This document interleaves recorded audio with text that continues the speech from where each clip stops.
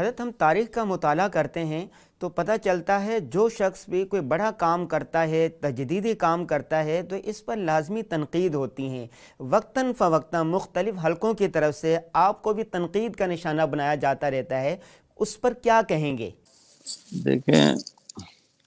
ہمارے دینی ماحول میں ایک بات چلتی ہے کہ ہم تو اندھے مقلد ہیں، ہم تو لکیر کے فقیر ہیں، بس میری اسے کمزوری سمجھ لیں یا خوبی سمجھ لیں،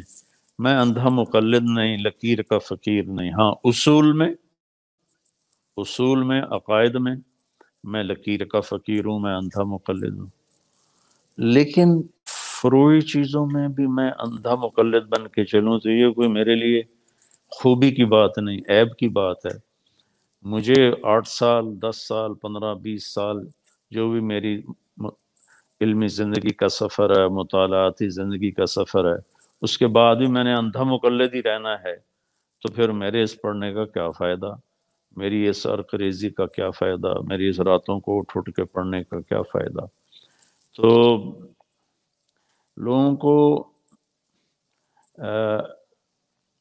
جو ایک چیز رواج میں ہوتی ہے اس کے خلاف دیکھ کر ایک دم قلم بھی اٹھ جاتا ہے اور زبانیں بھی کھل جاتی ہیں۔ تو میں نے کبھی اس بات کو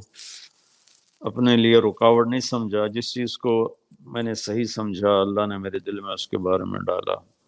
اور اس کی شریعت میں کوئی نظر نہیں آئی تو میں نے اس کو چالو کر دیا۔ اس پر علماء کی تنقید کا بھی مجھے سامنا کرنا پڑا، اپنے ہم مسلک علماء کی تنقید کا بھی اور باقیوں کا بھی، لیکن اللہ کا فضل ہے کہ بس زندگی کی گاڑی ہے، چلی جا رہی ہے، جو میرے دل میں ہے فقیرانہ آئے صدا کر چلے، میاں خوش رہو ہم دعا کر چلے۔ میں تو اپنا سناتا رہوں گا،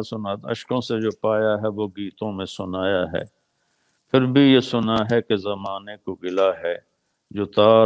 جو ساز سے نکلی ہے وہ دھن سب نے سنی ہے، جو تار پہ گزری ہے وہ کس دل کو پتہ ہے۔ تار کی طرح بچتے رہنا، ہاں اللہ سے یہ مانگتا ہوں کہ اللہ گمراہی سے بچائے، گمراہ ہونے سے بچائے، گمراہ کرنے سے بچائے۔ کی تنقید تو لوگوں نے کسی کو معاف نہیں کیا، تو ہماری کیا اوقات۔